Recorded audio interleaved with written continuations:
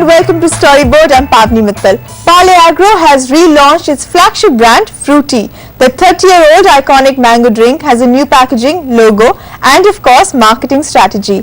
The aim is to widen Frooti's consumer base, increase market share by 10 to 15% and clock a 50% growth. Take a look.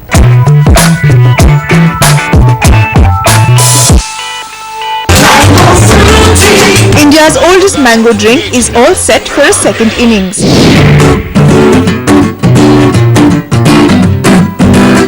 The iconic brand commands a 35% share of the nearly 6,000 crore rupee mango drink market and accounts for 63% of parent company Pale Agro's turnover.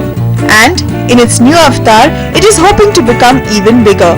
The aim is to widen the consumer base, increase market share by 10 to 15% and grow by 50%, all of which Pale Agro says can only be achieved by a complete brand overhaul. It was the need of the hour to actually say that, okay, let's make this big move. Let's address every aspect of the brand such that it appeals not just to kids but to a much larger audience and hence be able to get a larger share of the market. So that's of course one aspect to it. The other is that one would find that as kids were growing up, Frooti, they were growing out of brand Frooti as well. So a 12-year-old or a 13-year-old felt that he was too grown up for a Frooti and would probably look at other product categories or other brands as such. Hugely because of the fact that Frooti was designed, the identity, the packaging was very kid oriented or kid friendly, and hence people wanted to, or youngsters wanted to associate with brands that felt cooler, felt more relatable to them at that point of time. Every consumer associates the brand with a memory from the past. For us, it was about rewriting this brand. Really looking at the brand in terms of how to make it very relevant for the consumer of today.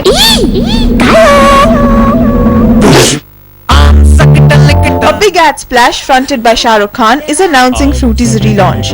And while it maintains that the actor who started endorsing the drink 2 years ago gives the brand stature, what's leading the advertising is the new packaging and refreshed logo that has been changed for the very first time by the 30-year-old iconic brand.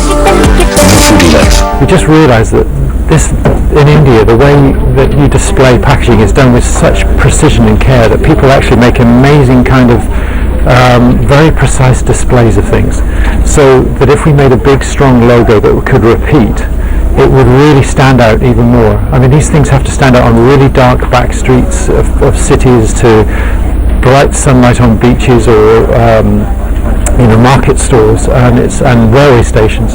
So it's giving it a real confidence and strength.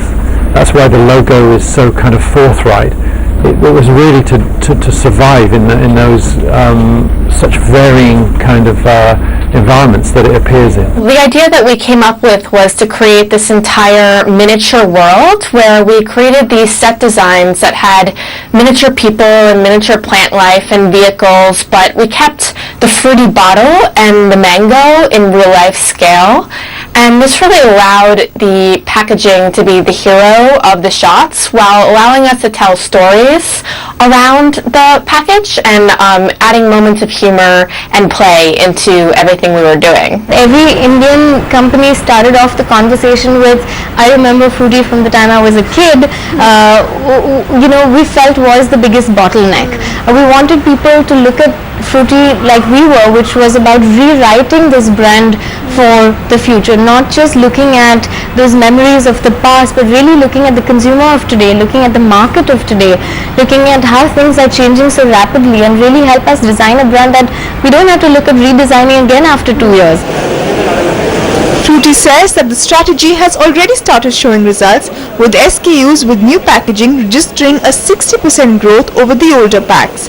As the peak season approaches, the focus will be to build on the campaign across all media and go with one approach across all markets to ensure the brand appeals to old as well as new consumers. In Mumbai, Pavni Mittal.